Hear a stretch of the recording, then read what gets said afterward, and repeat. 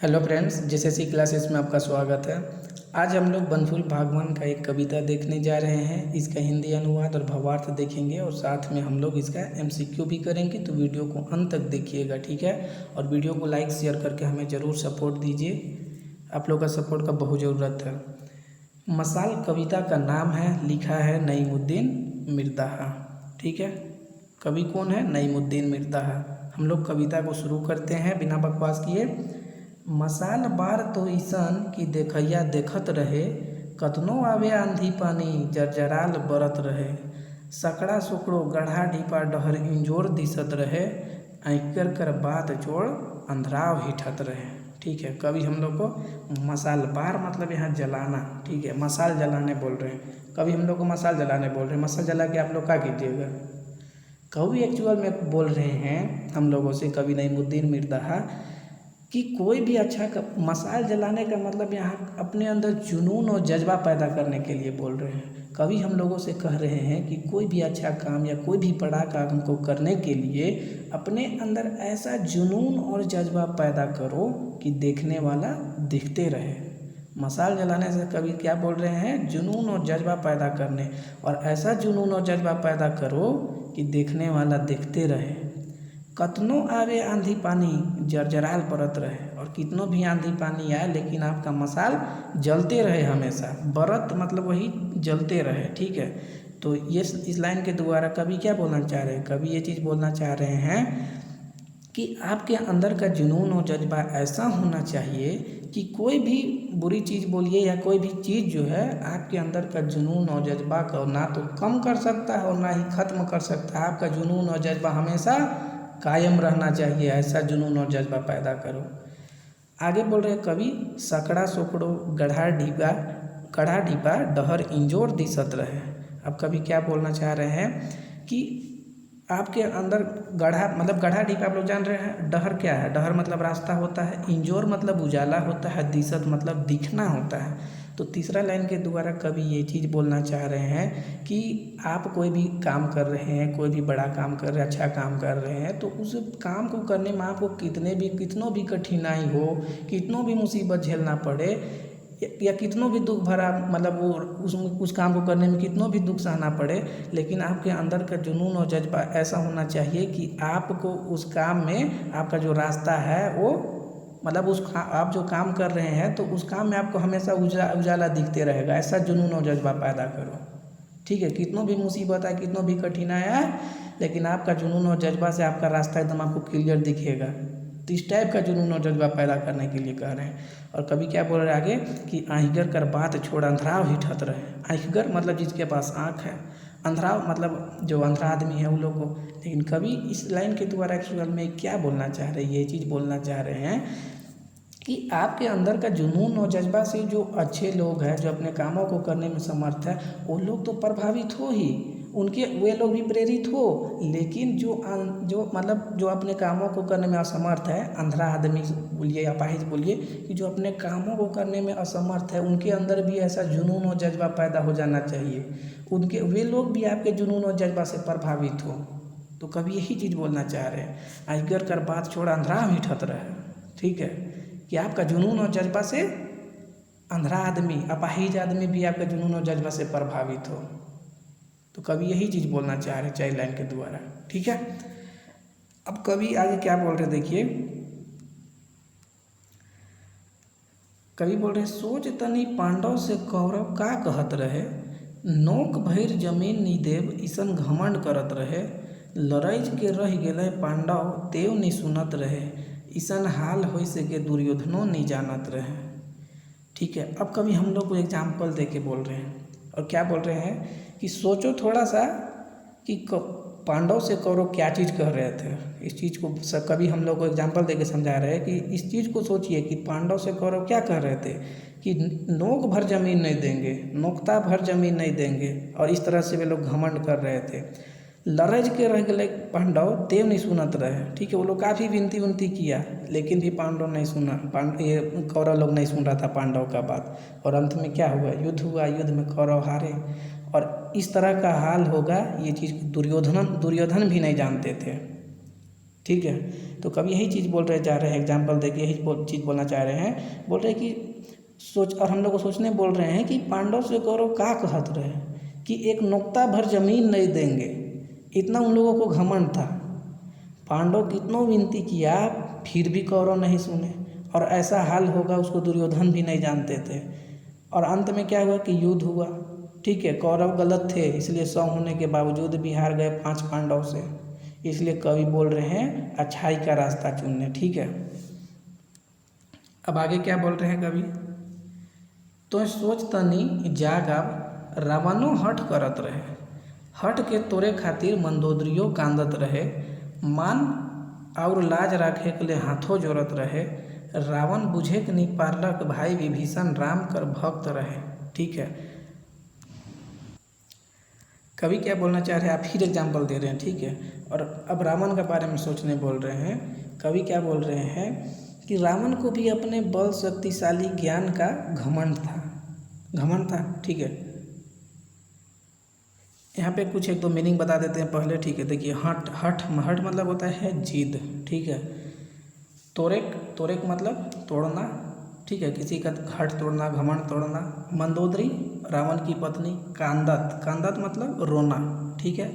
मान और लाज आप लोग जान रहे हैं, राखे का रखना, ले हाथों जोड़त रहे, हाथ जोड़ना, ठीक है। रावण नहीं बुझे मतलब वही रावण नहीं समझने सका कि भाई विभीषण जो है राम कर भक्त रहे। तो ये 4 लाइन के द्वारा कवि क्या बोलना चाह रहे हैं, कवि ये बोलना चाह रहे हैं कि एग्जाम्पल देते हुए चीज़ को बोल रहे हैं, रावण के बारे में सोचने, और बोल रहे हैं कि रावण को भी अपने बल हो गया शक्तिशाली ज्ञान का काफ़ी घमंड था, और उसका हट को तोड़ने के लिए रावण की पत्नी मंदोदरी भी रोती थी, और उसका मान और लाज रखने के लिए हाथ भी जोड़ती थी। लेकिन रावण यह समझने नहीं सका था कि उसका भाई विभीषण जो था वह खुद राम का भक्त था, ठीक है। तो कवि यहाँ पे आप रावण का एग्जाम्पल दे रहे हैं, उसको भी काफ़ी हट था, काफ़ी घमंड था, ठीक है, अपने बल शक्तिशाली का। अब आगे फिर कवि क्या बोल रहे हैं कि हट छोड़ा गांधी जी कही रहे, गांधी भी कह रहे, ठीक है, तीर न तलवारक बल सच्चाई से लड़त रहे, सत्य अहिंसा और न्याय कर मसाल बारत रहे, तो मसाल बार तो ईसन की देखैया देखत रहे। अब फिर कवि नईमुद्दीन मिर्ज़ा अब गांधी जी का एग्जाम्पल दे रहे हैं, और कब बोल रहे हैं कि हट छोड़, अब हम लोगों से बोल रहे हैं कि अपना जो भी जिद मतलब कोई भी जो मतलब नहीं करने का, कोई भी चीज़ को नहीं करने का जो जिद है उसको छोड़ो, कोई भी, ठीक है। तो गांधी भी कहे हैं कि हट छोड़ा, तीर न तलवारक बल सच्चाई से लड़त रहे, ठीक है। यहाँ पे देखिए, यहाँ पे लिखा है कि हट छोड़ आप, गांधी भी कही है, गांधी जी भी बोले हैं कि हट छोड़ आप, तीर न तलवारक बल सच्चाई से लड़त रहे। महात्मा गांधी जो है तीर न तलवार मतलब तलवार, तो तीर न तलवार के बल पर सच्चाई से लड़ाई कर रहे थे, ठीक है, सच्चाई से लड़ रहे थे। सत्य अहिंसा और न्याय कर मसाल बारत रहे, और सत्य और अहिंसा और न्याय का वे मसाल को जला रहे थे, तो मसाल बार तो ईसन की देखैया देखत रहे। फिर कभी हम लोग का बोल रहे हैं कि तुम अपने अंदर ऐसा मसाल जलाओ कि देखने वाला देखते रहे। आई होप कि आप लोग को ये कविता अच्छे समझ में आ गया होगा, ठीक है। तो इसे रिलेटेड हम लोग MCQ देख लेते हैं। जैसे सी क्लर्क एंड स्टेनोग्राफर, बनफुल भागवान, कविता मसाल, ठीक है। हम लोग MCQ देखते हैं, काफ़ी मेहनत करके टाइप किया गया है, तो वीडियो को लाइक शेयर जरूर कीजिएगा। और अगर आप बनफुल भागवान हो गया LDC में, जैसे सी क्लर्क एंड स्टेनोग्राफर में जो भी नागपुरी का सिलेबस है उसका अगर आप कंप्लीट PDF चाहते हैं तो आपको 250 रुपीज़ में कंप्लीट PDF मिल जाएगा, बनफुल भागवान, नागपुरी व्याकरण और नागपुरी लोक साहित्य, ठीक है। पहला क्वेश्चन है, देखिए कि नागपुरी कविता मसाल का रचनाकार के है गए। नागपुरी कविता मसाल का रचनाकार कौन है? प्रफुल्ल कुमार राय, नईमुद्दीन मिर्ज़ा, श्री अवतार चौधरी और काली कुमार सुमन। करेक्ट आंसर क्या होगा? नईमुद्दीन मिर्ज़ा। 50 बार हम इनका नाम ले चुके होंगे कविता पढ़ते टाइम। दूसरा क्वेश्चन है, कवि के मसाल बारे कहते हैं। कवि किन लोगों को मसाल जलाने बोल रहे हैं? तो छुआ को बोले हैं, कि बूढ़ा मन के, युवा के, सब कोई के। करेक्ट आंसर क्या हो जाएगा? यहाँ पे सब कोई को बोले हैं, ठीक है, कोई स्पेशल नहीं बोले हैं कि बूढ़ा को बोल रहे हैं कि युवा को बोल रहे हैं। तीसरा क्वेश्चन है, कवि के अनुसार आंधी पानी में मसाल डैश डैश डैश बुझ जाए, गिर जाए, बुहाया जाए, बरत रहे। तो बरत रहे, ठीक है। आपके अंदर का जो जुनून और जज्बा है वो हमेशा कायम रहना चाहिए, ऐसा जुनून और जज्बा पैदा करने के लिए बोल रहे कवि। आगे क्वेश्चन है, कवि हिया का डहर के कैसन बताए, ठीक है, डहर को किस तरह बताया है? चिकन, सकड़ा सोकड़ो, गढ़ा ढीपा, बी एंड सी। तो ये बी एंड सी होगा, ठीक है। सकड़ा सोकड़ो, गढ़ा ढीपा बोल रहे हैं, मतलब वो बताना चाह रहे हैं कि आपका रास्ता में कितनों भी दुख हो, मुसीबत हो, लेकिन आपका जुनून ऐसा होना चाहिए कि दुख मुसीबत से आपको किसी भी तरह का तकलीफ नहीं होना चाहिए, ठीक है। आपके अंदर ऐसा जुनून और जज्बा होना चाहिए कि आप अपने रास्ता पे अडिग रहिए, ठीक है।